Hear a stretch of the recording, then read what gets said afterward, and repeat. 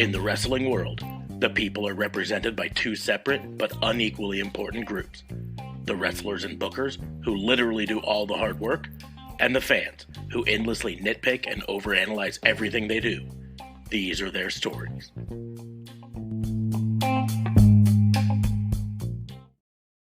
Hey! It's Warhorse, and you need to shut your mouth, open your eyes, and clean out your ears, because it's time to listen to the Raw and Order podcast. That's right, they're bringing you the best in all that meaty podcasty goodness in one, what is it, an hour? Two? Who cares? Who gives a shit? You need to listen to it right now, or else Warhorse is gonna, roll your ass! Welcome to another episode of Raw and Order, the wrestling booking unit, the only wrestling podcast on the planet that was only 12 minutes late pressing go today. Only. I am your host, Tech Mark Sparks, and I'm joined, as always, by my partners in crime fighting. Starting off, District Attorney Vince Cafe. What's going on, man? How are you? I got it. Yeah, buddy. Have you tried this one? Yes. I bought two more of them for today. This is the best fruit punch flavor I've ever had. It's not the best, but it's the best zero sugar fruit punch flavor I've ever the had. energy drinks, yes. There's a caveat there for me. I will tell you, don't let it get warm. I discovered that today. That was rough. But while it's cold, I got it. Also joining us from up north, RCMP JLB. What's going on, man? How are you? Hey. I'm good. I think I used that last week too, or last stream. But yeah, I'm good. Can't complain. It is raining, a little windy today, so don't mind it because it has been a scorcher the last few days. So I'm just happy to get some wind and some rain. So that's what makes this boy happy. What? A resub? For 10 months in a row? Hey. Who would have ever saw that coming? That dude is a keeper. Yes. So, a lot of good wrestling to follow this week. I know DFA was a little busy this week, so he didn't get to watch a lot of it. So, those of us that did watch most of it are going to be able to fill them in. Yeah, that helps. Also, maybe I'm just a little poo-pooing it, but Raw as a whole was not great for me. I don't know. And so I don't super remember it because I was it is whatever. This is always the case, especially with WWE 2 weeks before the pay-per-view. Mm-hmm. It's kind of their filler episode where they're just we built enough story. We're going to do this. Yeah, exactly. We're going to do this. No, we'll wait for the going home show. Well, we're going to do this. No, we'll wait for the going home show. You know what I mean? Yeah. So. Or, like I've said before, this is just moving pieces in place. We know it's going to be Finn Balor versus Seth Rollins at SummerSlam. That's been announced and everything. Right. But I'm also relatively certain they're going to announce that it's not just Finn Balor, but it's going to be the demon Finn Balor. But they didn't want to announce it last week. They wanted to hold it off one more week to make it a bigger deal or whatever, right? Mm-hmm. And that, I think, is part of why this week just kind of was like, man, it wasn't bad. It just was like, right. Yeah. Yeah. Oh, look, there's there they go with Bronson Reed again. And here we go. Oh, they come out and they don't have Finn with them. So is there anger? Is there problems between the members of Judgment Day? It's an expansion of storyline. That's all it is. But you don't get anything real. I mean, the realest thing we got was Viking Raiders Alpha Academy. It felt like, the really real. I mean, I suppose you could say the tag team championship match, but did any of us really think that was going to change hands on Monday night, 2 weeks before pay-per-view? with Not Dominic I, having said the it. cow. What I do hate is the burying of very good wrestlers like Shinsuke Nakamura at the hands of Bronson Reed. So, just a quick rundown, I suppose. Brock attacked Cody. Oh, Mm-hmm. Gunther beat Matt Riddle. Okay, well, how long is Matt Riddle going to be on the short end of the stick? Or is he redeemable? That's the only story you're telling there. yeah. We know Gunther's keeping this because they have this huge record they can possibly break for longevity. Right. So we know Gunther's, going to break the record. So this wasn't going to happen. I mean, we only have to wait another month and a half, and then. I guess there was one good storyline here, and that's the women's tag titles. And that was, Raquel getting attacked. Is that match? That match hasn't been named yet, though. So they're gonna have a week to kind of build Rhea versus Raquel. Yeah. Which hasn't been fully announced, like you said, but it's gonna happen, right? So that's definitely a thing. We have more Finn Balor and Seth Rollins. Again, I love the promos. Well, but I forget so much of it 6 days later with it being just meh. Mm-hmm. Now, there is one thing I do need to say. Because there was a 10 best women's matches in history done by Simon this week, and he brought up there was a devastation that was done on Raw, but he brought up a series of matches that a particular wrestler had, and Shayna being Shayna the Destroyer is I'm there for it. Right. Mm-hmm. I'm absolutely there for it. Who did she destroy though? Nikki Cross. I'm even okay with that. Yeah, it was a.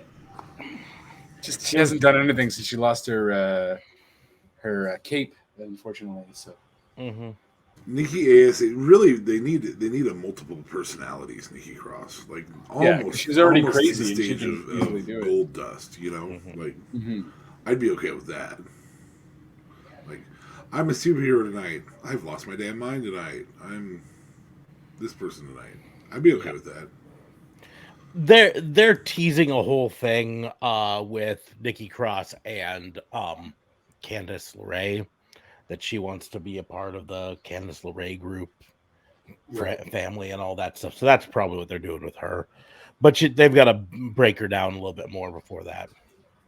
We got Logan Paul versus Ricochet officially announced. So yeah, I'm excited. That makes one of us. Okay. I mean, it'll be a spot fest. Yeah, exactly. I don't have a problem with Logan Paul. Like I said, he's probably the best rookie debut, so especially celebrity debut. But we're talking like full on rookie to debut on wrestling and did as well as he did. Right. I don't want to undersell that at all, but like, here's why I'm not excited for it. I am tired of Ricochet being fed to every new person they want to push. For sure. Yeah. Ricochet, he always gets put in the Money in the Bank ladder match just so he can do some big spots and lose. He then goes off and faces against whoever the new hot person is, Bronson Reed or fucking whoever, doesn't matter. But eventually he just loses to set the new guy up for a big name. And we feel like that's what they're doing here with Logan Paul, is that they're like, let's put Logan Paul in this banger match so that Ricochet will make him look really, really good, but he'll still win. Because, frankly, why are we going to pay $37 billion for Logan Paul? I don't know how much it was. It's throwing a number. Extreme, but yeah, a lot. For Logan Paul to just have him lose. Right.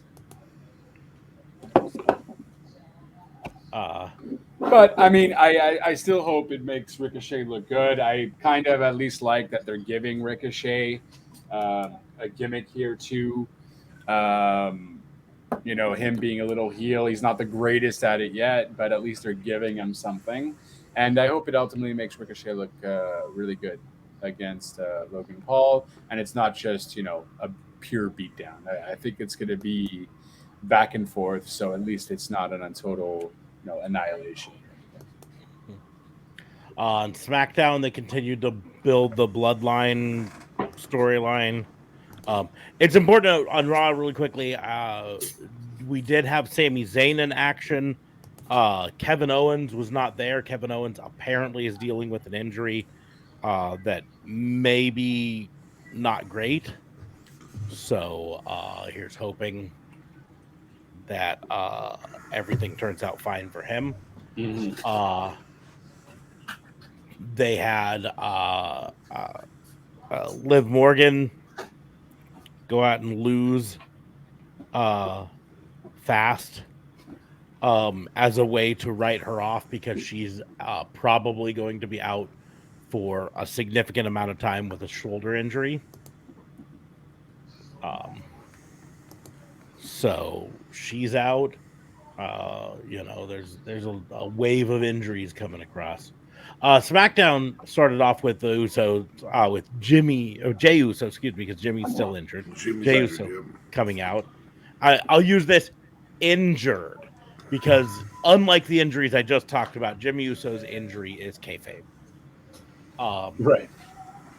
But injured. Wait, I'm kayfabe. No, I spelled it AAYFABE. Oh, not K. Fabe. Okay. Yeah. A little different. Yeah, no. Brington Kennedy Fabe.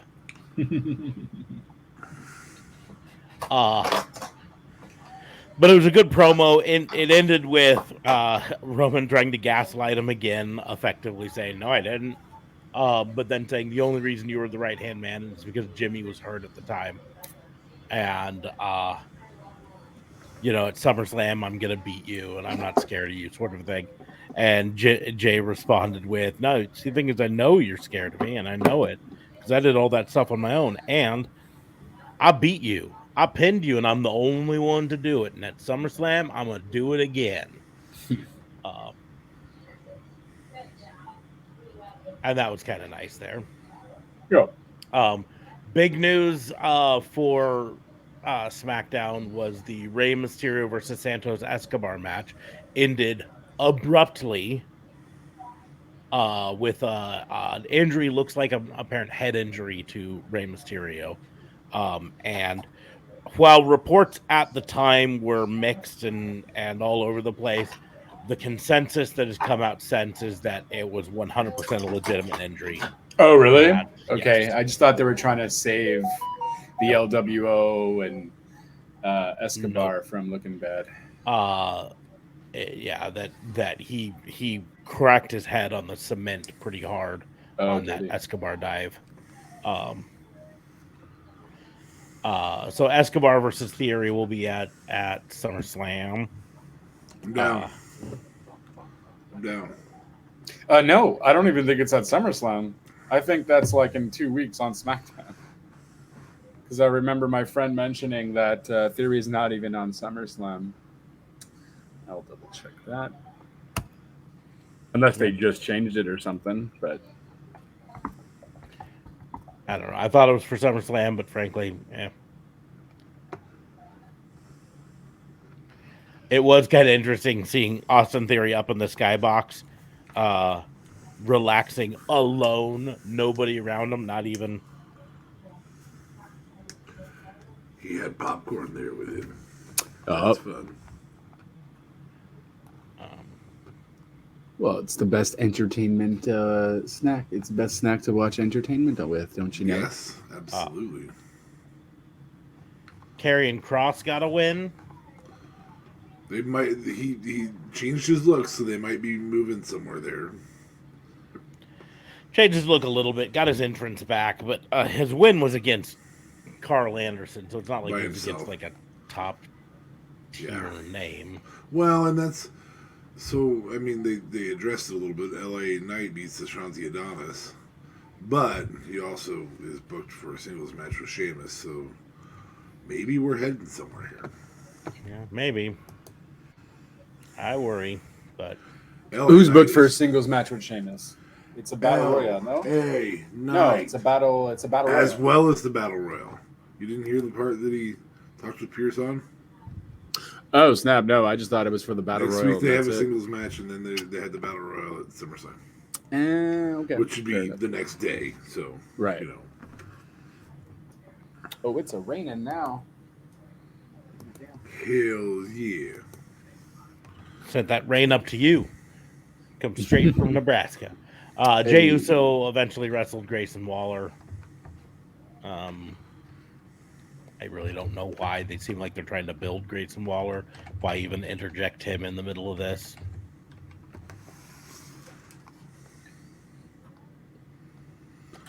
Other than gives him a little bit of push, you know, gives some TV time.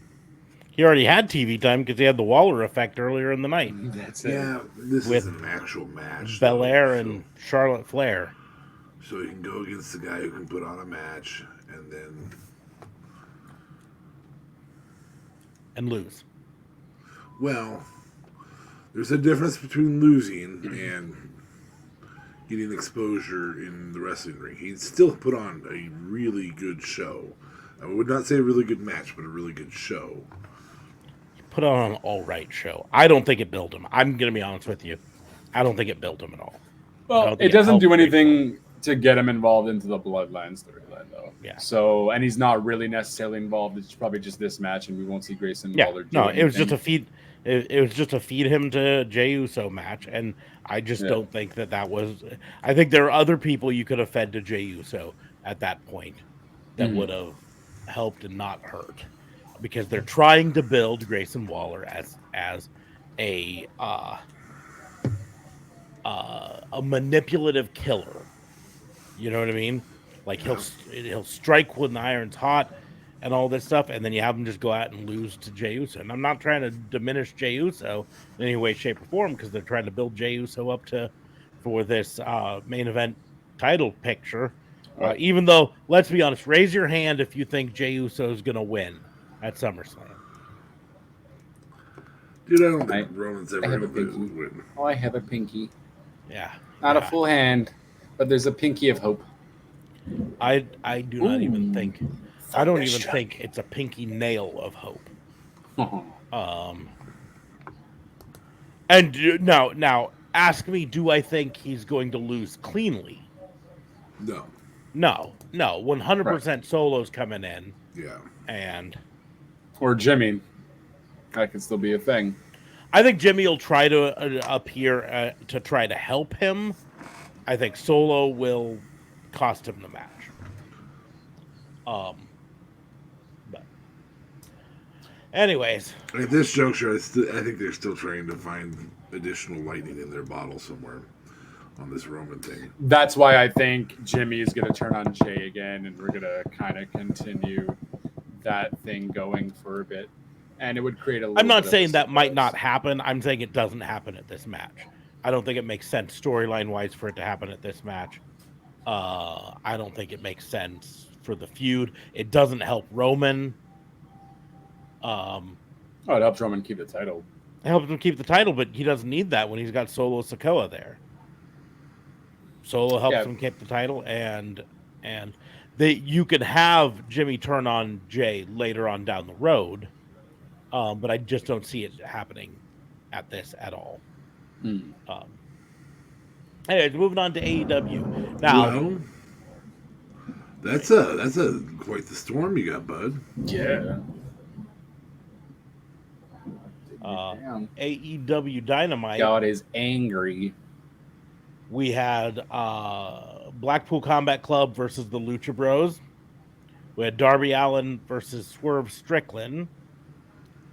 We had Orange Cassidy versus AR Fox. Pac versus Gravity, the person who forgot him.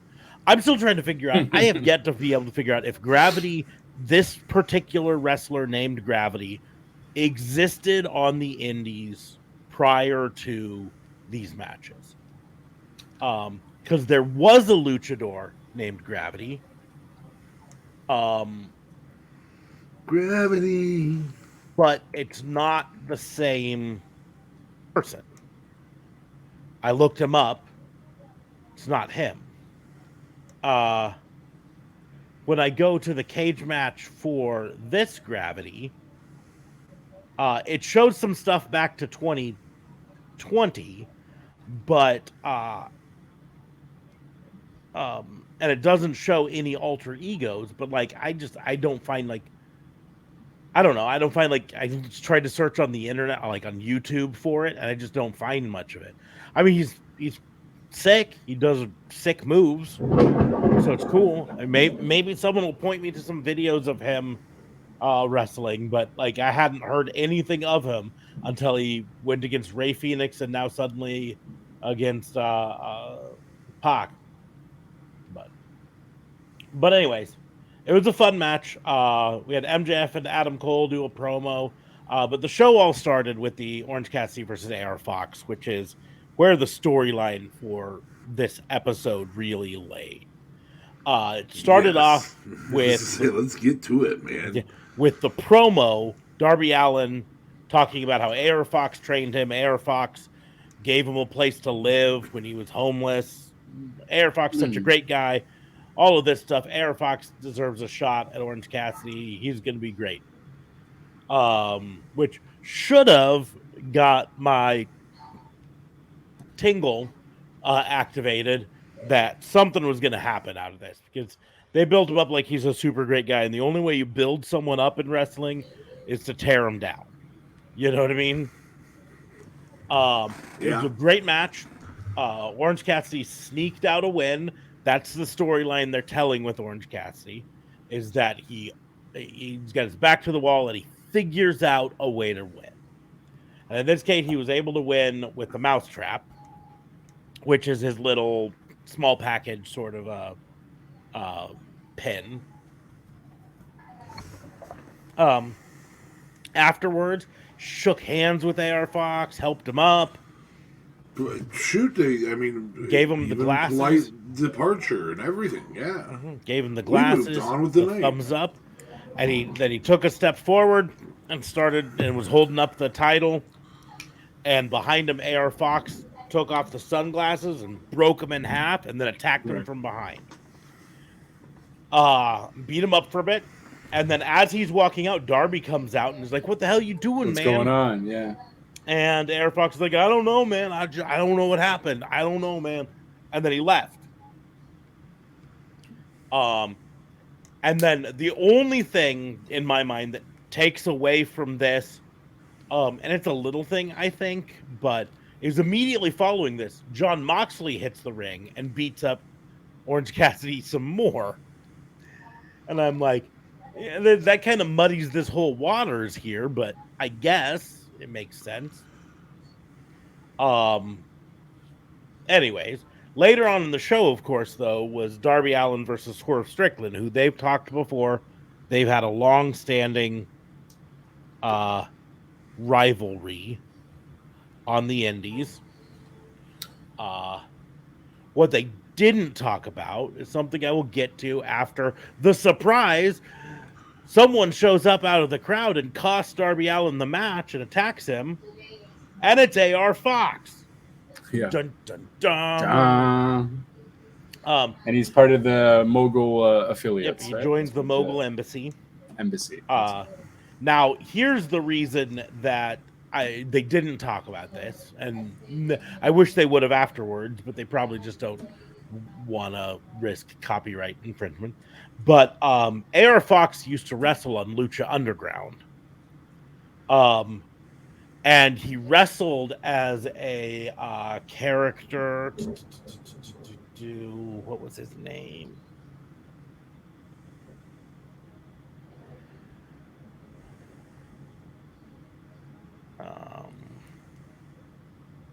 What was his name on Lucha? Not AR Fox. That's an important piece. Dante Fox. But the storyline was as Dante Fox. He was brought in. He was a friend of another wrestler, Killshot. Killshot was a former Army sniper, I guess, storyline, and Dante Fox was his friend from the Army, who came to try to save his soul because he was going down a dark path, and they battled and then eventually joined up. And Dante Fox was AR Fox, and Killshot was Swerve fucking Strickland. So the Swerve was told fucking 6 years ago in Lucha Underground. Now that's long-term storytelling for you. Yeah, sure was. By the way, if you ever get a chance to watch some, Swerve Strickland's Killshot in Lucha Underground was fucking awesome. Oh yeah. Okay. You went and watched, didn't you? After you did the research. Well, I watched Lucha Underground when it was on, so He'd been a fan. yeah. I liked Lucha Underground before it was cool to like Lucha Underground. Okay, Johnny. Johnny Lucha. Johnny Mundo. Mundo. Thank you very much. So sorry. I became a big fan of PJ Black there. Before I knew that PJ Black had wrestled in WWE. What was his name in WWE? Fuck. Totally blanking on it now. Anyways. Who are you talking about? John who? PJ Black. What is that name? Sounds familiar. PJ Black.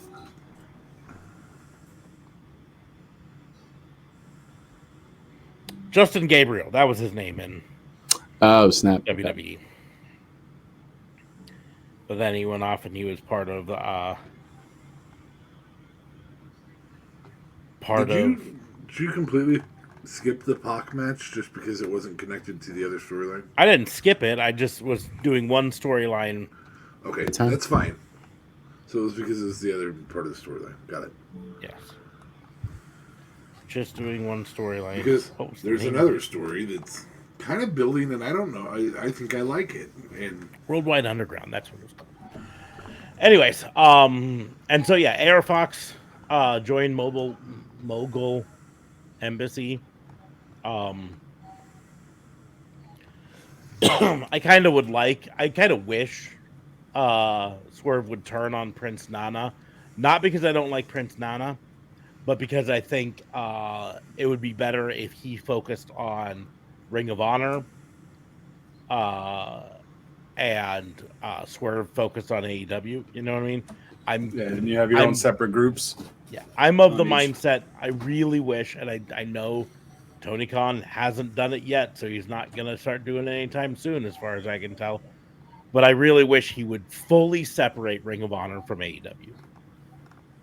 Like, hard and fast. And, part of why he doesn't want to do it is because he gave Samoa Joe the television title, but he still wants Samoa Joe to wrestle on Collision every once in a while or whatever.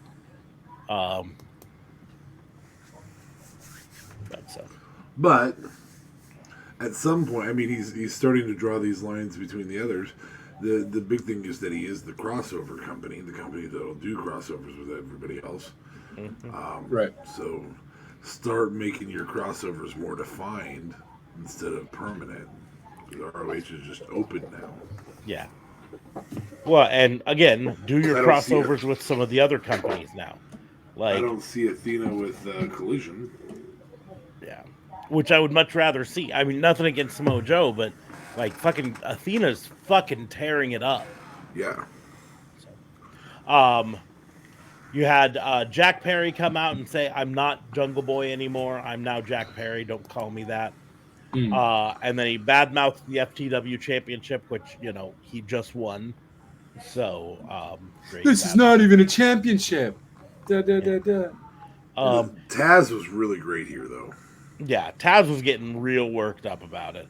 And then Jerry Lynn came out to stand up for ECW because, ECW needs defenders. And so we're now going to get a match, Jerry Lynn versus Jack Perry. Is that like? They still called Was it a that- face-to-face, though. They didn't necessarily call it a match. Is that like the least exciting thing that you've heard in recent memory with AEW? Well, I mean, I'm excited to see Jerry Lynn in a ring, and if it is a match, let's see what happens. But yeah, Yeah, I'm not. like I'm curious about it. I'm somewhat curious. Dude, but- you're not even New Jack. At least New Jack had have a fear that he'd bring a knife to the ring or something. Oh, yeah, no, New Jack. I don't think any promoter would trust New Jack to come and. I mean, do something. you're not one of the big names. Like, don't get me wrong, Jerry Lynn. Oh, Jerry Lynn. One of the best producers in the game right now. Wasn't he the first ECW? He was one of the first ECW champions, not necessarily the world. Could have been the world. He wasn't the first because that was Shane Douglas. Right. When they switched from NWA to Eastern Championship Wrestling, to Yeah. ECW. But Jerry Lynn, he was Like he was champion for a hot minute too. yeah. But it just, I mean, I get more from Dreamer, you know, and I know Dreamer can't go anymore. Well, he's also contracted to Impact Wrestling. Dreamer, yes, yes, I understand that. I'm just giving you a hypothetical here. RVD has a Legends contract now. That doesn't mean that I wouldn't get more from RVD or Sandman or Sabu or all these other potential people who could come in and defend that. I understand what you're saying. I am saying, aside from RVD, I think Jerry Lynn is most in the most physical condition to do it. We saw Sabu wrestle not too long ago on Taz AEW. is. Taz could do it. Taz might be able to do it. Taz should have been the one to do it, especially when he's talking shit about the The only FTW. reason I would think the biggest reason is I don't think Taz is in as good a shape as No, we definitely think not. he is. No. He comes out wearing suits and they're baggy suits because he's probably not in that great shape. He deserves to be able to retire. He fucking lit it up for so long. But I do not think Taz could go to the level that they think they need. RVD probably could. That's a good point. But RVD, like you said, has a Legends contract with WWE. Yeah, recently. That may or may not stop him, depending on how it's structured. But yeah, I think Brett doing the move that he did may have adjusted some of those Legends contracts in the future. So, but yeah. Speaking of Brett, did you guys hear the news about Brett potentially? It was Bret Hart who had wanted to do more with AEW. He wanted to do an actual program of some sort, and they just wanted him to coach, at least according to him. And that's why he turned him down, because he wanted a more visible role. You know, here's the deal: there's no way he's wrestling, right? Right. Yeah. Let's just be clear about that. No way in hell Bret Hart is actually wrestling. So you don't know. You don't own the company. So at most it would have been a Jake the Snake Roberts, sort of coach, manager. Well, it could have also been like a cinematic match or something, like what they did with Sting and Darby at the beginning and all that. Brett cannot go at the level that Sting can right now.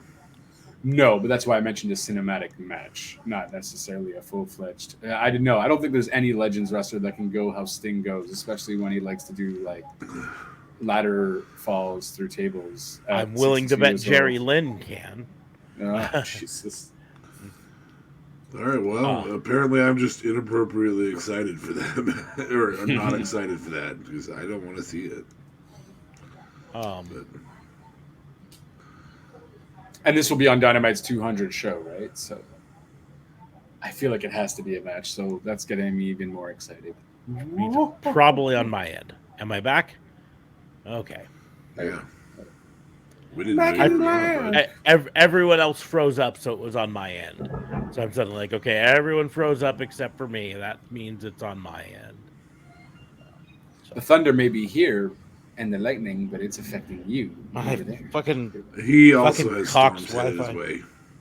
Yeah, but Oh, it's fucking Cox is what it is. I hate Cox. That's not what you said last week. Mm.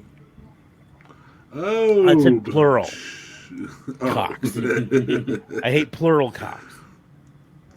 Singular. Let's do this thing. So yeah, we also had Gravity versus Pac, which was a great match, and I don't think Gravity's gonna forget Pac now. Any chance you get, huh? I mean, it's there. Yeah, well, it's there. When in Rome. When in Rome. Mm-hmm. Pac actually did it at the beginning of the match. He reintroduced himself to Gravity. So the joke was not just mine; it was their joke too. Yeah, that's fair. But it was a fun match. Apparently, Gravity is the younger brother of Bandito. I did not catch it when. Oh, someone froze. That's him. Yeah, it's definitely him. Fucking Cox. There you go. You're back. Yeah. But apparently, Elon's kicking your ass tonight. Yeah, for now. You know, it's not 12:30 yet. That's when did you end up getting laying on your? When did you end up getting Elon's distributor? Me? No. He's saying that Elon's doing better than my Cox. Oh, fair. My Cox. my Cox. Mike? Mike's a good guy. Britt Baker went against Taya Valkyrie. Baker got the victory, which is kind of sad because I really was hoping we'd see Taya Valkyrie get a big victory, but you know. You know, it's good to keep the face of the division, though, in a position. It is. I don't have a huge complaint. I just was like, you know, right now, I feel like we need to build up some women's wrestlers, and I think Britt Baker could afford a loss without losing much steam. Yeah, that's fair. There was a sign in the crowd that said, book the women's division better. That got actual TV time. So, and then the final match of the night, Blackpool Combat Club versus the Lucha Brothers versus the Best Friends. And Best Friends. It was an okay match. Nothing to really write home about. I guess it paid off the reason Moxley attacked him earlier. I guess. Whatever. Well, yeah, because that all stemmed essentially from Death Before Dishonor, right? So I think they're playing around with who might face Orange Cassidy for the belt, whether it's Pac or Mox, I guess. But I think it's still looking more towards it being Pac because it's going to be in the Wembley there. So, but yeah, it's just to continue the story from at the end of Dynamite. Rampage started off with a tag team battle royal that featured a whole bunch Rampage of Royale. For some reason or other, I wanted to call him Evan Bourne. Matt Sydal. Yes. Matt Sydal was teaming with D.A. Fabe's favorite fallen angel, Christopher Daniels. Stop it. I don't know why Stop they were it. teamed together. It makes no Especially sense. since he has his own team. No, isn't Matt Sydal with? Well, no, not Air Fox anymore, but he was with another guy. Well, he was with Dante Martin, but Dante's Dante Martin. injured. He could be out there Right. with Darius Martin, but Darius Yeah, Martin. they could just make the three of them make him their coach plus slash wrestler. Sure could have. Would have made as much sense as anything. Team 2.0 / whatever they're called once the full disbanding of the Jericho Appreciation Society happens. I don't know what their name is in AEW. It's just Mike Menard and Yeah, but they gotta have a name. They're a tag team. Gotta have a name. they should definitely. And I don't know why. I hope they get the rights to 2.0 because 2.0 just works. It's a whole indie thing. Mm-hmm. Yeah, they should definitely call that because we are definitely seeing the end of JAS, baby. And I'm excited for all the wrestlers involved. The Hardys, Brian Cage and Big Bill. Gotta be honest. That's one thing I'm glad stuck after the tournament. That's been fun. Big Bill and Brian Cage together. Yes. I gotta be honest. I'm growing to not hate the name Big Bill as much. So What? it's growing on me. Butcher and Blade, Jay Lethal and Satnam Singh, Isaiah Cassidy and Ethan Page, and then Sir Pentico and Luther. And I just couldn't help but feel that there were other tag teams that could have been in this. Apparently not. If you have Serpentico and Luther in it. Yeah, apparently they had to scrape the bottom for that. Nothing against either of them, but they could. They're not going to do anything though. They could leave AEW, and I probably wouldn't notice for 6 months. Yep, that's fair. Sad, but true. Like, here's the deal. I like Fuego del Sol. He's entertaining, all that stuff. AEW without Fuego in it has been just fine the last 2 months. I don't miss him. I wish him the best in whatever he does, but like it's the same with Serpentico and Luther. I would not have a problem if they were gone. In the end,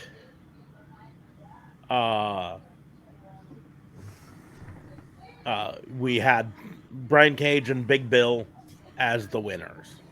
So, which just effing made sense. Yeah. So it also makes sense for them to lose at some point, but right now, just keep building them as monsters on the tag division. Yeah. Don't build them as independent monsters who destroy tag teams by themselves. But the winner of that match goes on to have a match against whoever wins the match coming up on Collision, FTR versus MJF and Adam Cole. I said coming up, meaning we're going to talk about it as soon as we get to Collision. Commander versus Kip Sabian. Commander won. I said to my wife while watching it that I feel bad for Kip Sabian because he was at the start of a push right 2 years ago when then he got injured, and then he missed a year and a half rehabbing from the injury, and he just recently came back. And it's kind of like when you're the starting quarterback for a B-level NFL team, and then you get injured, and while you're out injured, a whole bunch of other quarterbacks come in and take your spot, and all of them perform at least the same level that you did.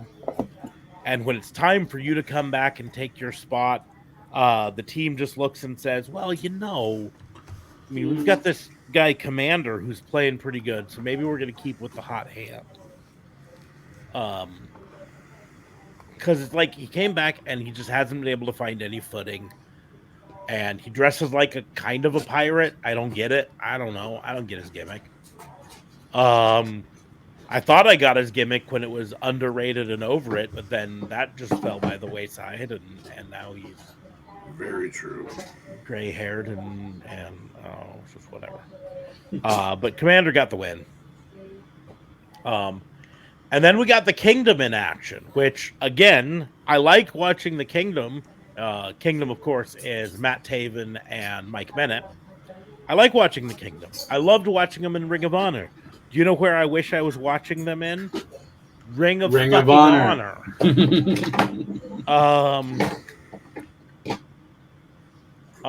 They should be running that tag team division right now. Yeah, straight up. And instead, they came and they took on two fucking nobodies. Right?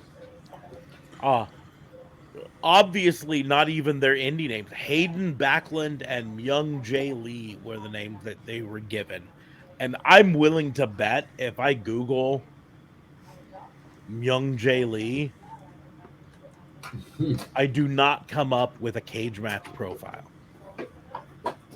Right. Oh, I have to eat my words. There is a cage match profile for Myung Jae Lee. He's had 68 total matches, but none of them on any of the indies that we would know, it looks like. He has Black Label Pro one. But yeah, they obviously were just like, here, let's throw together these two wrestlers who are currently local to whatever fucking city they were in, and have them call wrestle. Up the local local wrestling club. So now let me look for now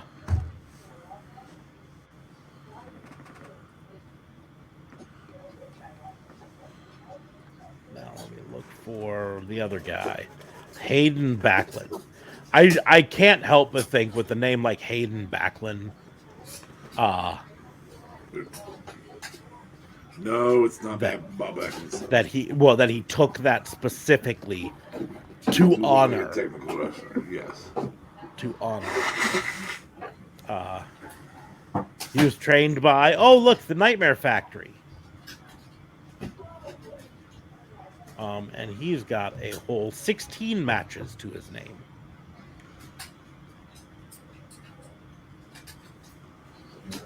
He did wrestle a few times on AEW Dark, though. Oh, okay. That's gonna count. So, every single time he got beat.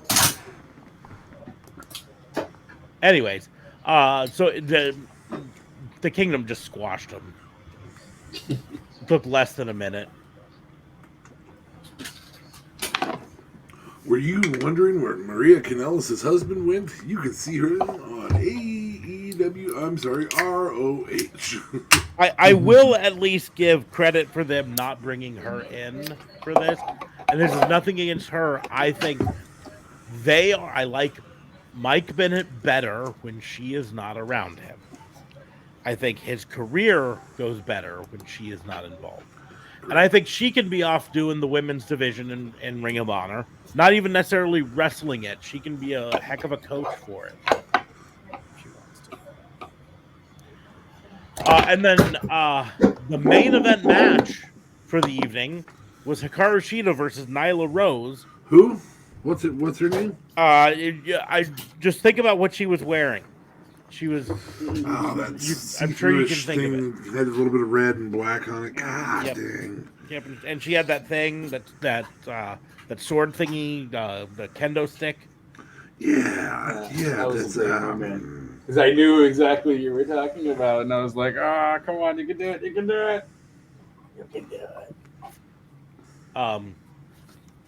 And they didn't make it super clear whether the match against Toni Storm was on the line,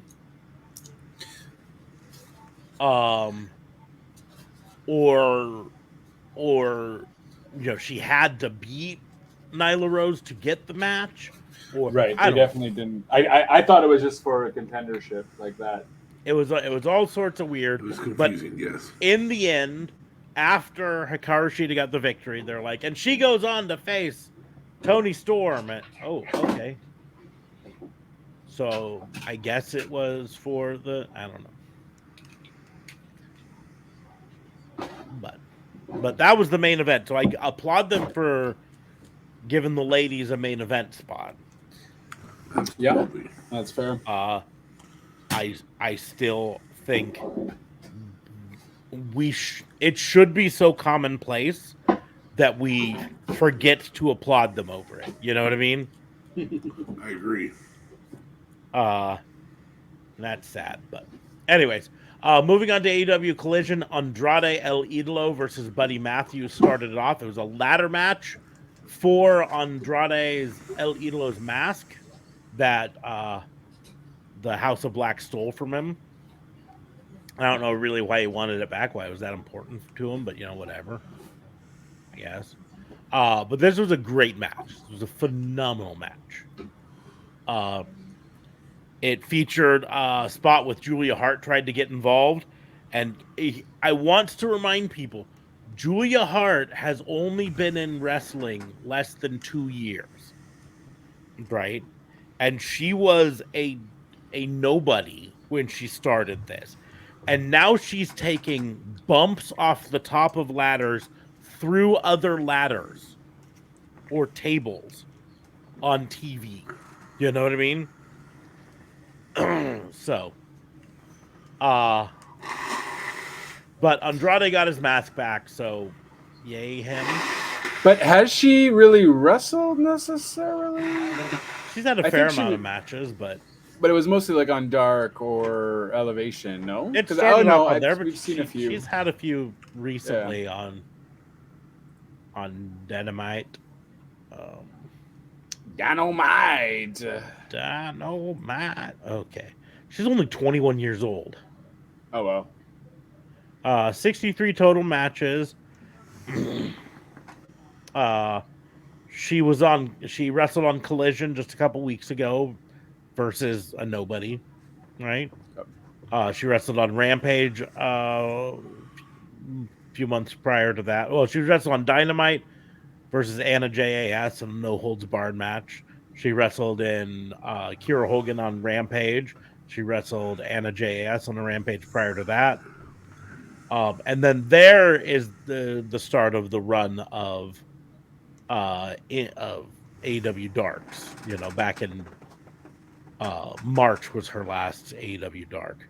She also wrestled in AML Acts of War Games 2. AML is America's Most Liked Wrestling. Oh, okay. Out of I don't know, the most North likable Carolina state in the world. Obviously, you're referring to Nebraska because we're here. Yeah, I don't. Andrade's got some new ring gear, which is kind of, I don't know, cool.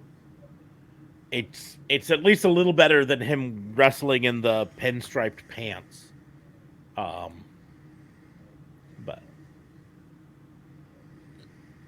yeah, he's almost like that's different, I guess. Yeah. I liked his little trench coat thing that he had going on. A trench coat that he had kind of like an undervest to it. Anyways, Darby Allin came out and said that he's not going anywhere until someone comes to the ring and fights him. And Minoru Suzuki came out. So he got to see Murder Grandpa try to kill Darby Allin. Oh, boy. Oh, and Darby took a fucking bump. Right on the hardest part of the ring, though. And I'm just like, man, Darby... Are you referring to the steel steps? Or the ring posts? I'm referring to on the actual apron. The apron. Yeah, that is the hardest part. That's the hardest part of the ring. Okay. Mm-hmm. Yeah. I was confused for a moment there. I was utterly lost. Hardest. Oh, the steel steps? No. The entrance ramp? It's even harder. The No, entrance that's ramp? not part of the ring. That's not part of the ring. Okay. Yeah. Oh. Samoa Joe got to face off with Gravity. Oh, damn. That I missed. Yeah. It did feature Samoa Joe. It's my favorite Samoa Joe spot ever. It's when the person goes climbing up to the top rope with their back facing the ring to do some blind dive, and Samoa Joe just walks away. Yep. It'll always, always, always make me laugh. And Gravity fell for it this time too. You would think Gravity wouldn't fall for that. But I just don't out, understand why people don't look back, though, because I feel like that's something you would do anyway. Thanks for interrupting my joke. It turns out Gravity falls for everything, but I'm Ching. I had to make that joke. Okay. That was burning up inside. That's you, Interruptosaurus Rex. And then you had the Guns and Juice Robinson, so Bullet Club Gold, versus Vikingo, Action Andretti, and Darius Martin. A group of people, definitely. I think Action Andretti and Darius Martin are together technically. Maybe. I don't know. They're a group of that people. is with also 2 months ago, Action Andretti was like on top of the world about to kill Chris Jericho, and now he's schlubbing with the slightly less talented Martin brother. Ouch.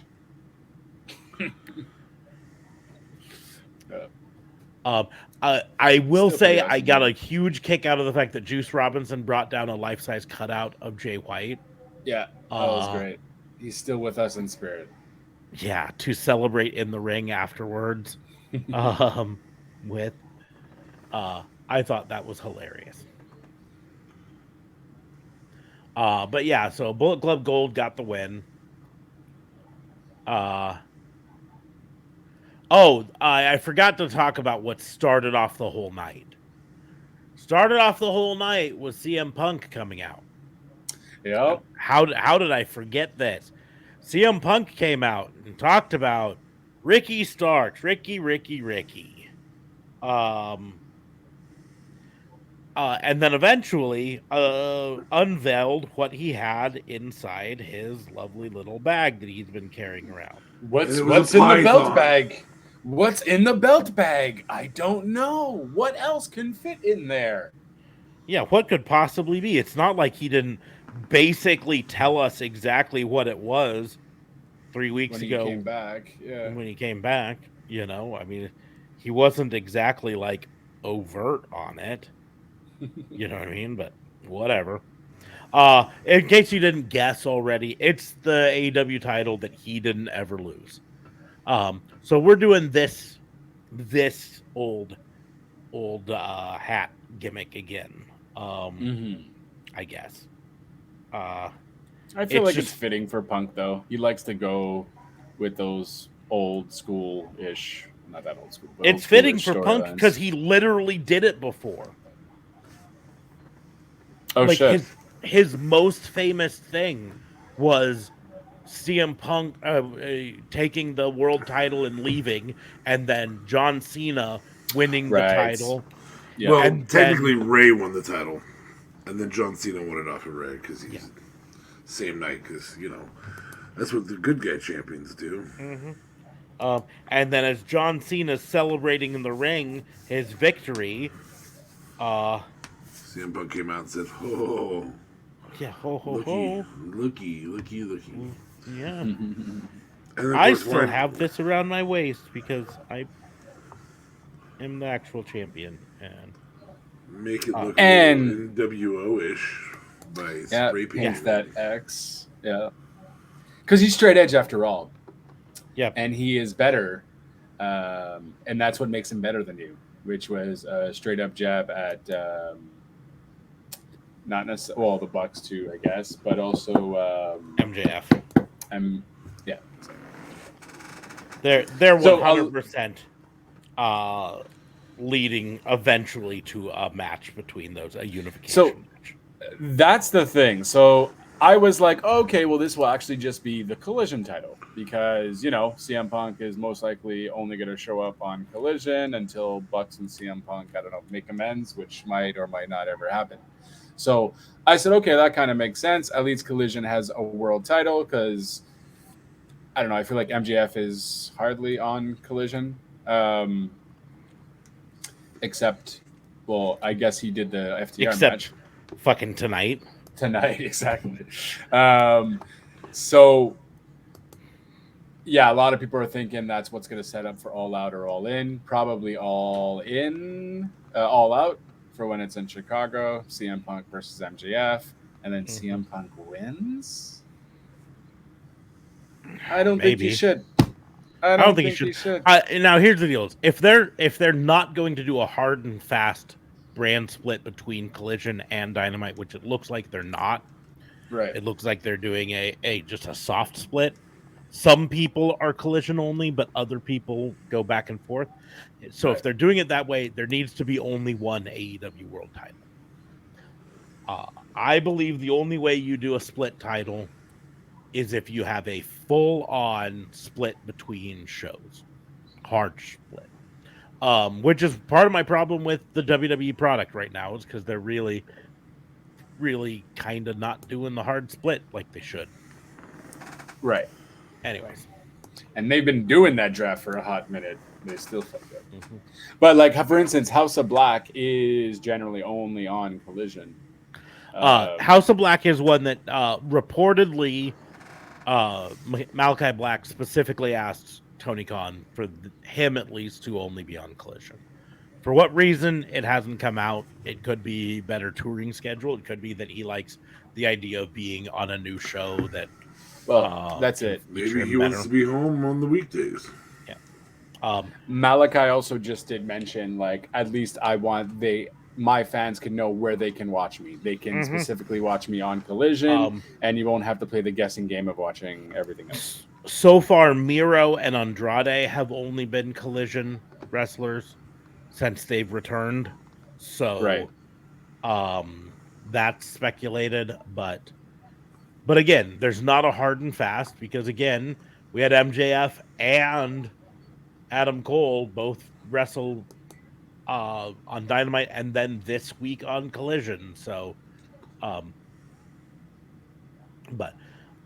anyways, so that set up, and like he did some digs towards MJF. He did some digs towards Connecticut because they were in Connecticut for it. Ricky Starks came out and confronted him and said, "I want that belt, and I beat you already once." And then CM Punk's like, "Well, you kind of cheated to do that." And he's like, "Whatever, not like you wouldn't have done it."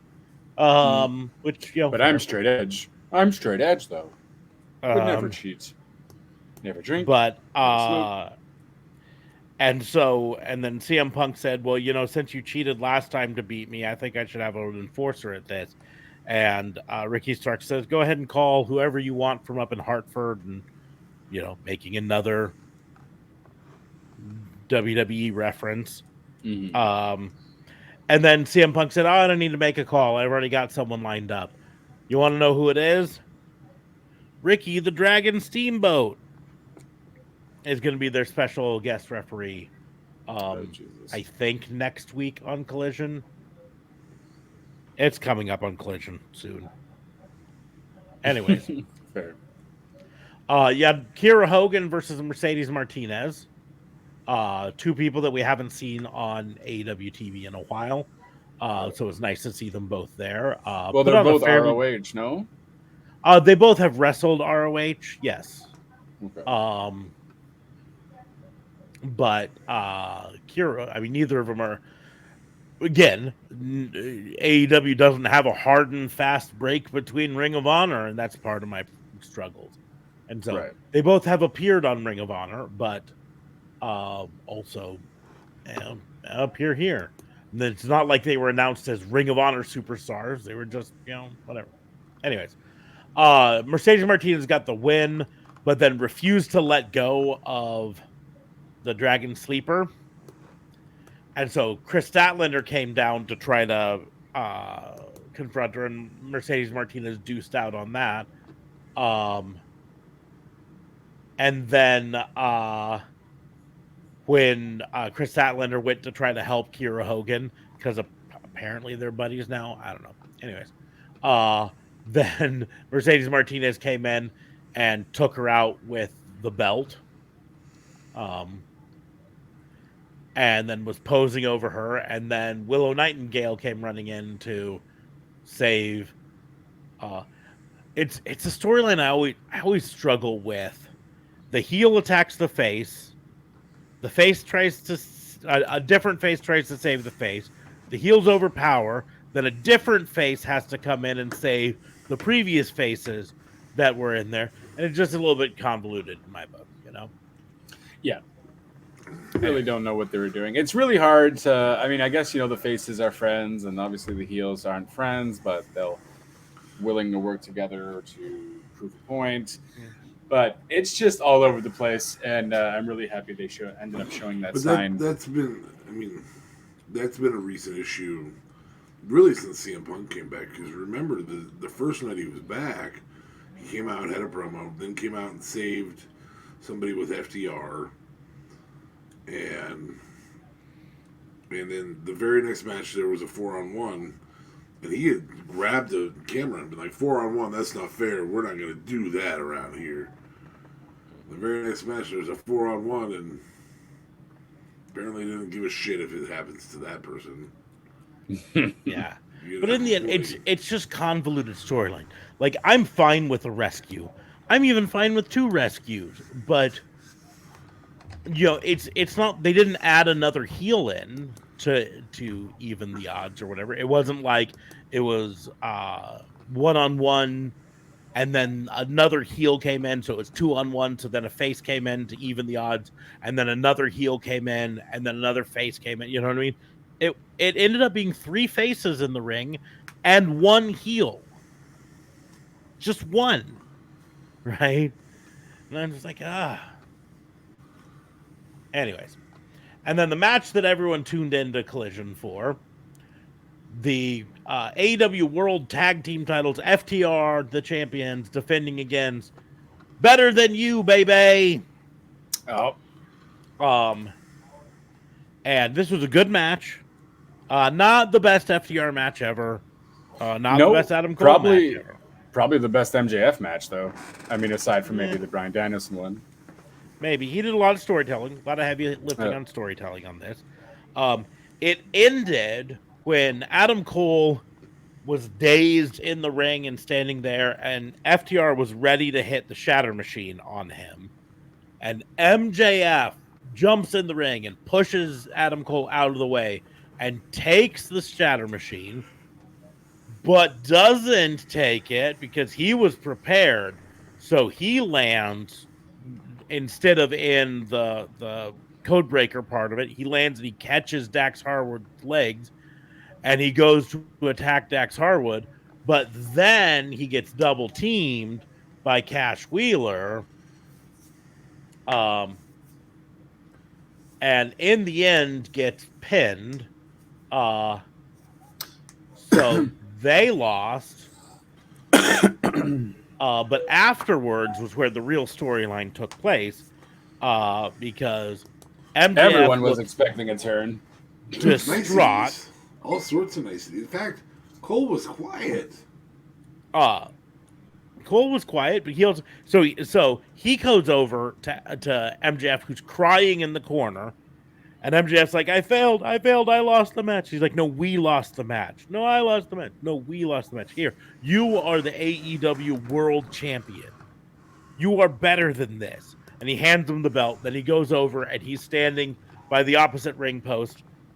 And MJF gets up and he looks angry and he starts to hold the belt like he's going to hit Adam Cole. And Adam Cole standing there hears the crowd and he goes, okay, just do it. Right. Just do what you're going to do. Just do it. And MJF couldn't bring himself to do it, because the moment wasn't right to do it. Right. I just still don't get why they chose that ending for the actual match itself. Because why would MJF go and protect Adam Cole to not take the actual maneuver when MJF was the fucking legal person in the ring?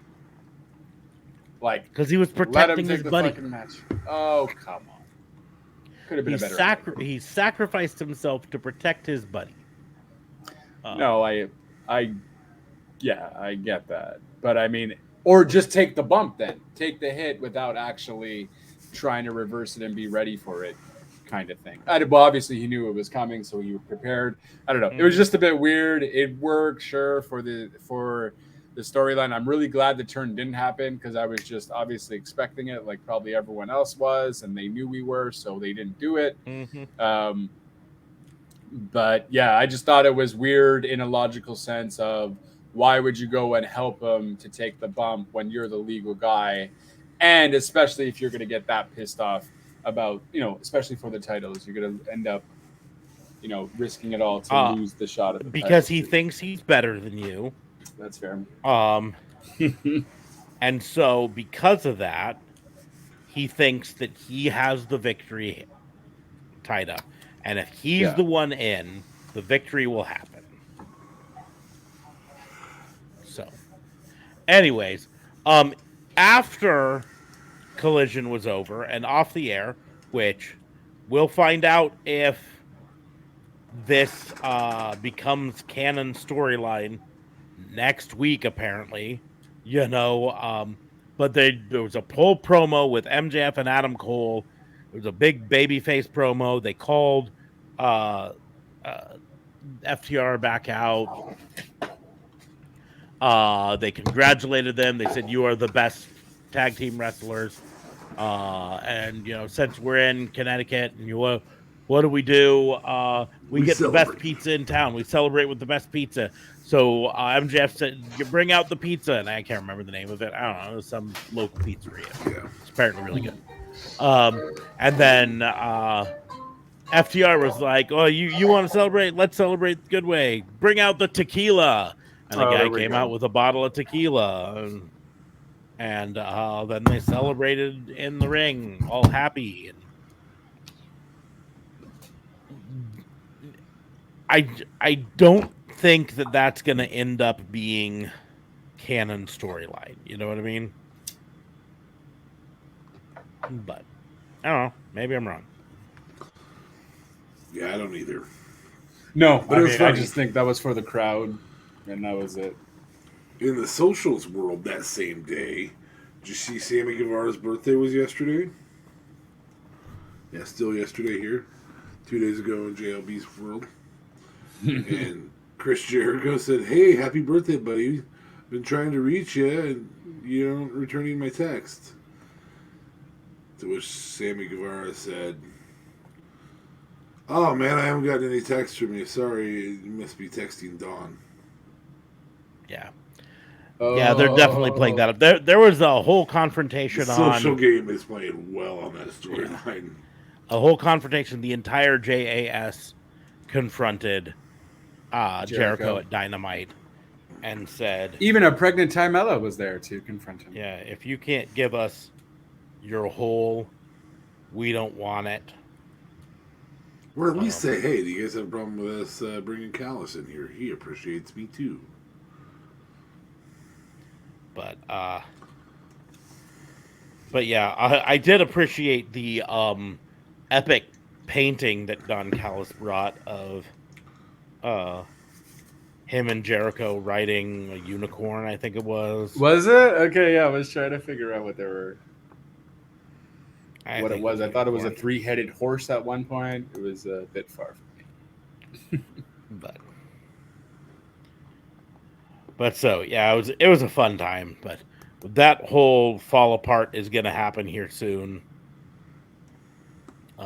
I just feel bad for Jake Hager because he really did like that hat. Yeah, poor Hager. I don't know what Hager's going to do after this. Hopefully his contract is up because I feel like even in JAS he wasn't even that great or doing anything aside from that. I like this hat, but it's just such a joke gimmick. Unfortunately, I think Hager is going to be the one completely lost in the shuffle. Well, he'll just go back to Bellator and beat up on people that he outclasses in every respect. Pad that undefeated streak. That's fair. Because he's still technically undefeated. He's got a no contest because he punched a dude in the dick. But it wasn't even like a warning. They just said, "Boom, it's done." No, it's multiple times, I think. Oh, okay.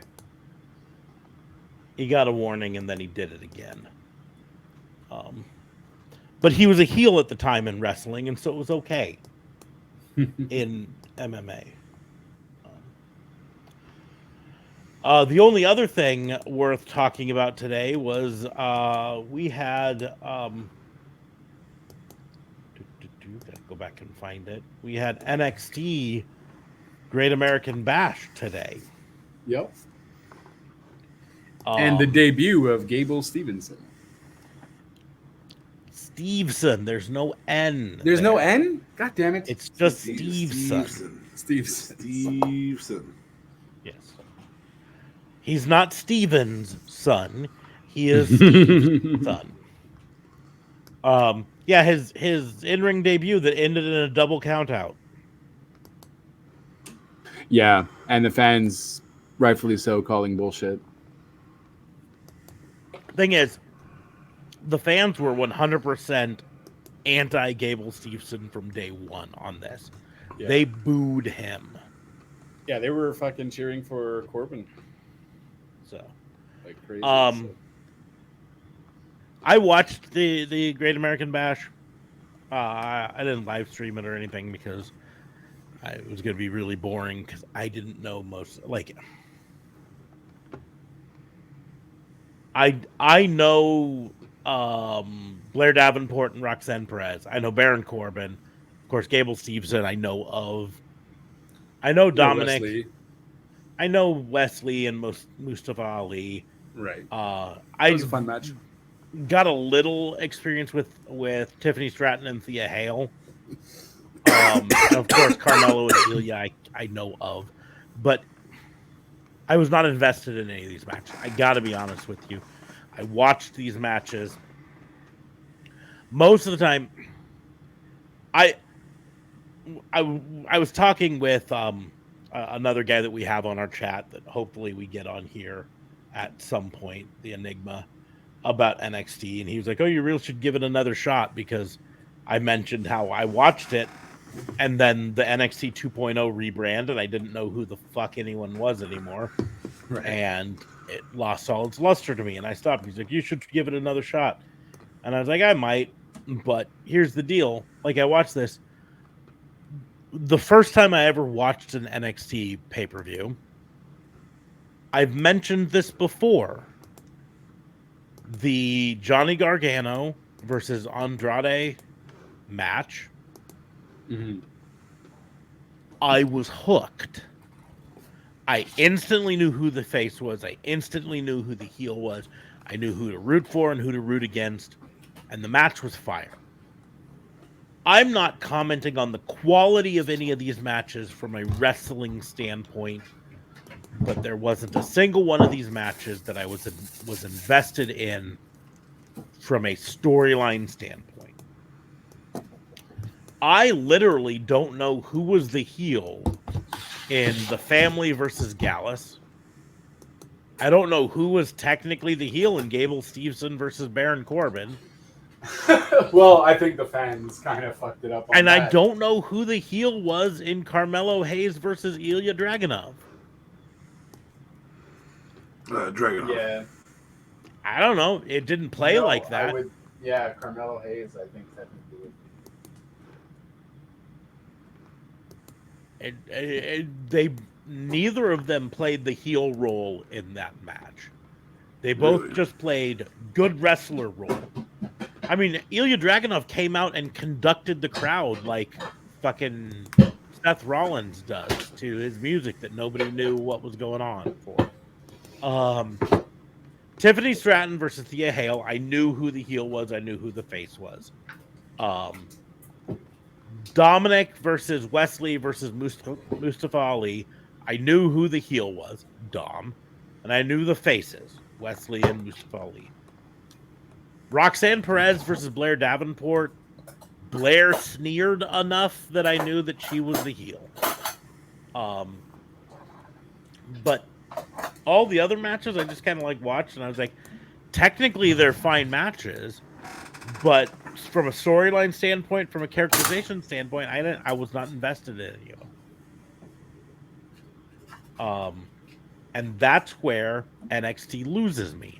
And we've said it before, I'm a storyline guy. I like my matches to have storyline. I like my shows to have storyline. You have to watch 2 or 3 more times to really get into what just because you're not, that's it. You're not fully, you don't watch it every week either. It does give you a good, it does give you a good recap.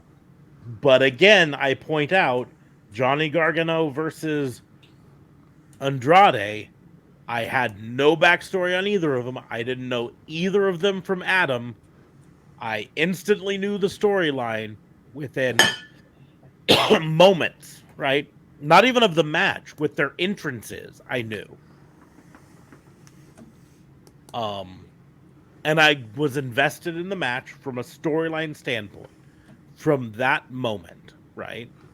I would also argue that they've also been in the indie scene for quite some time, so they do have a wealth of experience there too. They might have had a wealth of experience, but if you are putting them in the main event of your pay-per-view, they should be to the level of that, of being able to tell that storyline, in my opinion. And that's why I know I will have a struggle if I try to watch NXT. Now, I'm probably not going to try to watch NXT because, like I said on the chat, my wife would fucking riot if I didn't have a couple days a week that I didn't watch wrestling.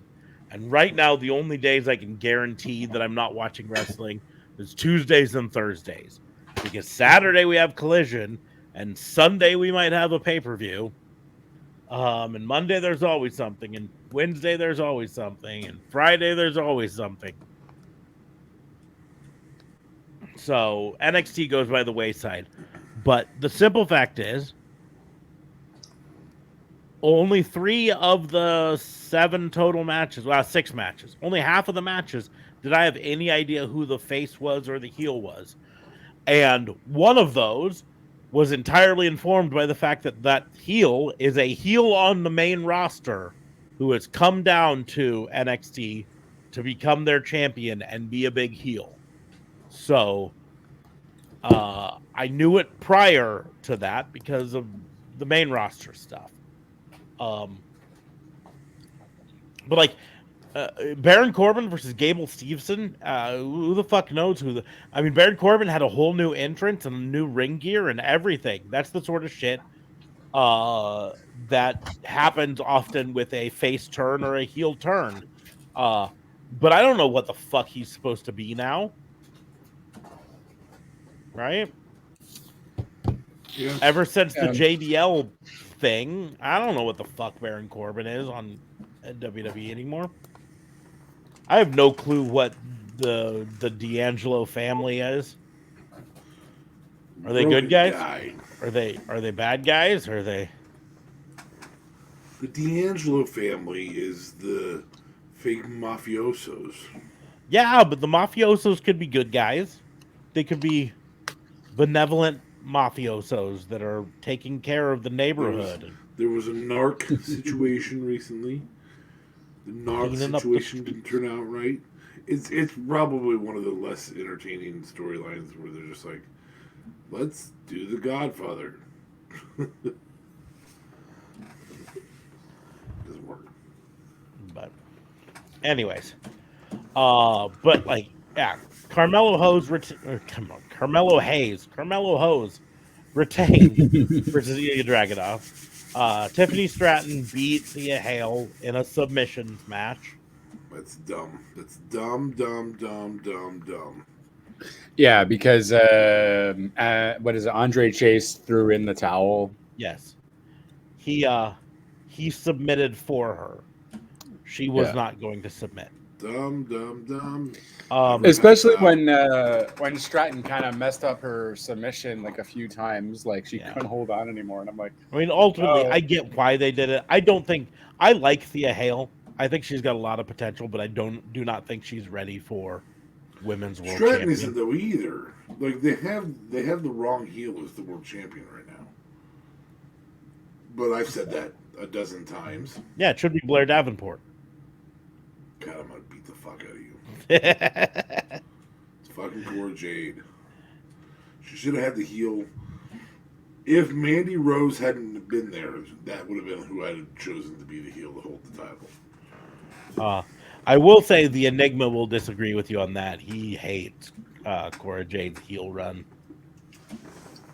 That's why you love Cora Jade's heel run. No, he thinks his exact quote was, "She's not good as a heel. She should have stayed face." Hey, he's your buddy, man. I hate her to death. Yeah. she wasn't on the wrong card, at right? some point. No. I'd have watched if she was on.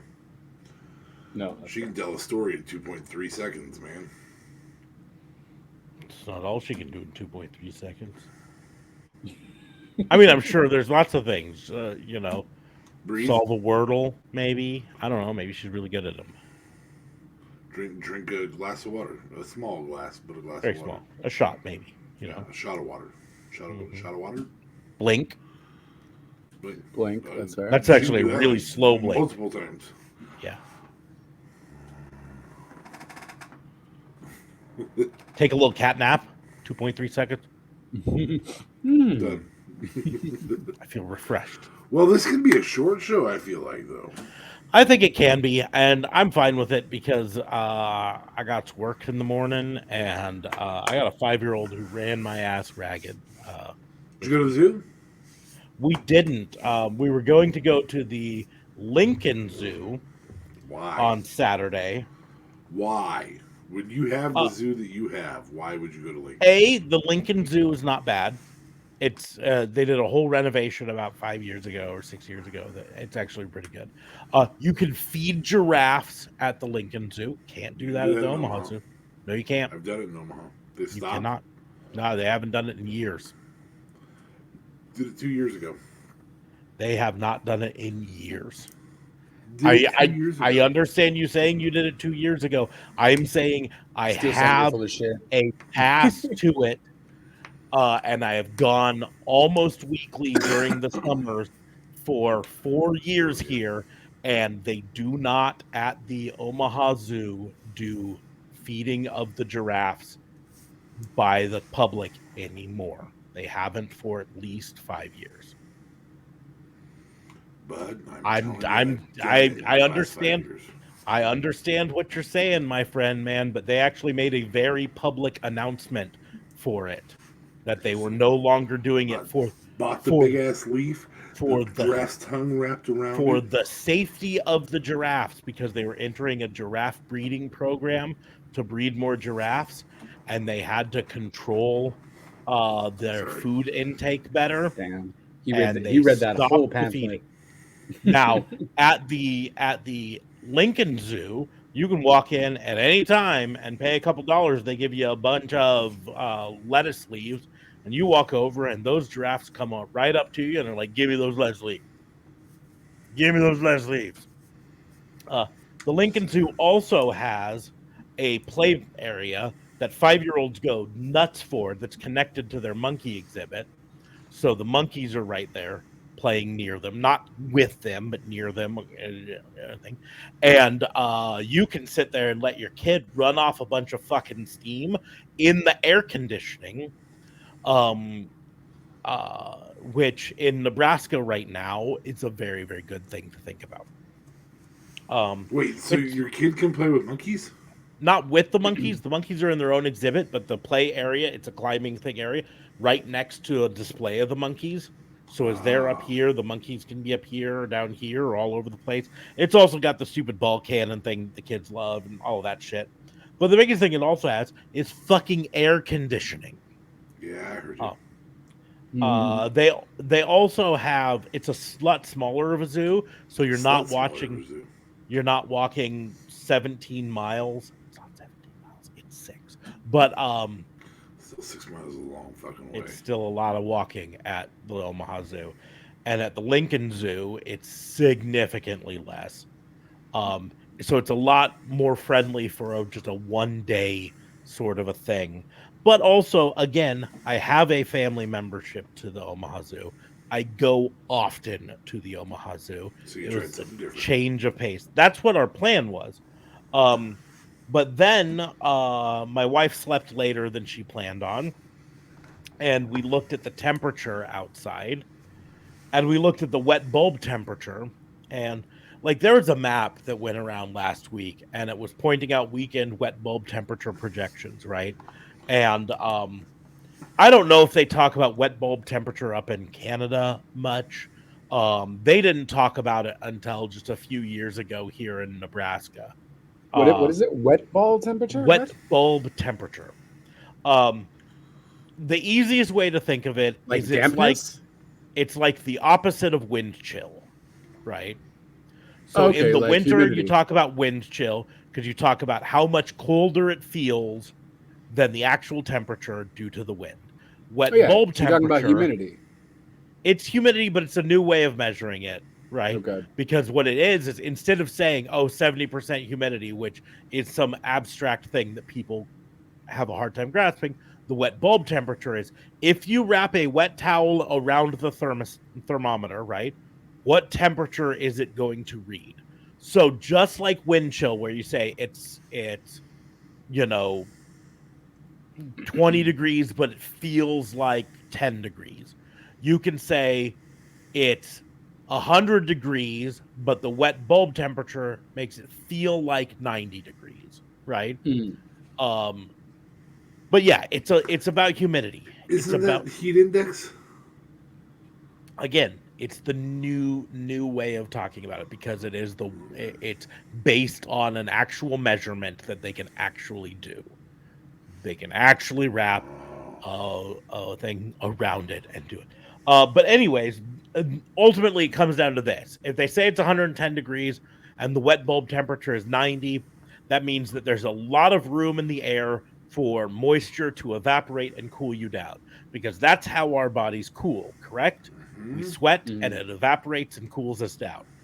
The closer that wet bulb temperature is to the actual temperature means there's more moisture in the air, which leaves less room for your evaporation to cool you down.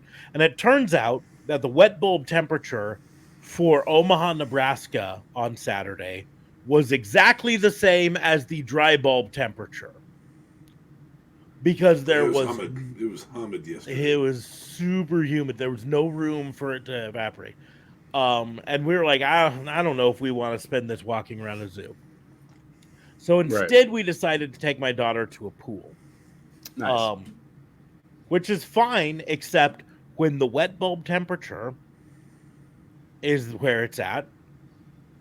I can attest to this. When I stood up out of the water, I'm dripping wet. I stayed dripping wet, and I did not get cooler, right? Yep. And I was like, this is miserable. So all I wanted to do there was to be immersed as much as I could in the water, except we took her to this new pool that's basically specifically designed for kids her age. It does not get deeper than 3.5 foot. So you couldn't play manatee, is what you're saying. Yeah, about all I could do was like get down in it like this. Yeah, it sucked. Anyway, no fun.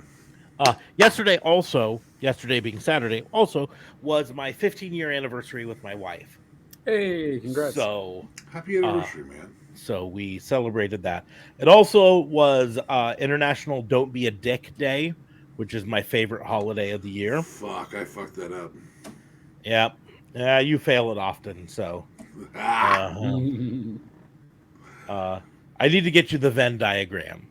It's not the Venn diagram, the flow chart. There's a flow chart. Yeah, there's a flow chart. I've seen the flow chart. Will Wheaton put out. Are you being a dick? Yes. Don't be a dick. No. Great. Good job. Anyways. But so that's what we did for the weekend. And then today I hung out and now it's time to go to bed because I got to get up and go to work tomorrow. But I do have a C4 energy drink to drink tomorrow. I've actually got multiples. I've got another one of the mango ones because I do like mango. I know you do not. But I do like mango. What do they call it? Mango something. Mango Foxtrot. Yes. Mango Foxtrot, correct. That's it. And I do like that one. And then I also got one of the I got two of the mangoes and I got two of the fruit punches. I do like them a lot. So that's going to be my energy drink intake for this week. But anyways, still not sponsored. We'll do a C4 sponsorship. You send us some C4. Absolutely. In fact, I'll do it just if you guys make it so that Freedom Ice is still subscribe and save on Amazon. That's all I want. Mm-hmm. Change that back. It's available at my Walmart, by the way. I can get Freedom Ice on Amazon. I just can't get it to subscribe and save anymore.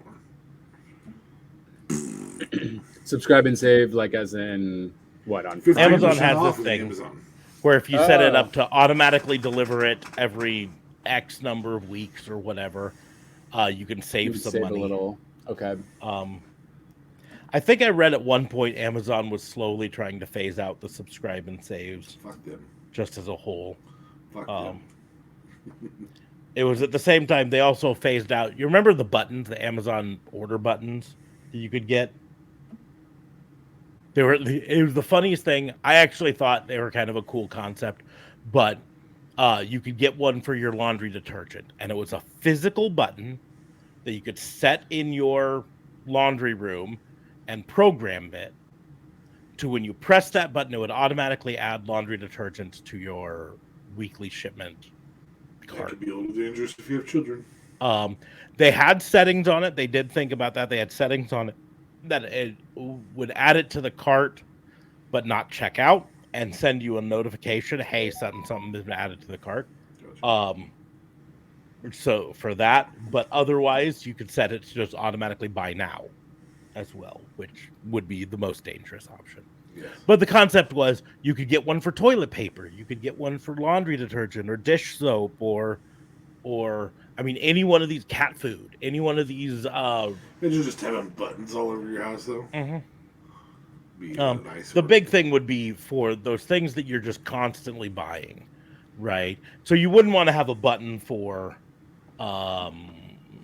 fucking, playing cards or Sharpies or yeah, things like that, or cords for your cell phone charger, or Rubik's cubes or whatever. You would only have it for those things that you are constantly buying and resupplying. So diapers, that was one of the big ones that they paper did. towels, toilet paper, paper towels, tissues, detergent, tissues, soaps, shampoos. Toothpaste, shampoo, yeah. Mm-hmm. Yeah, those things there. So that you could just have them, and the big concept was you could put them wherever you use that item so that you didn't forget, because that was the problem they were trying to solve. It's people saying, I always meant to buy something, but then when I went to make my order, I forgot.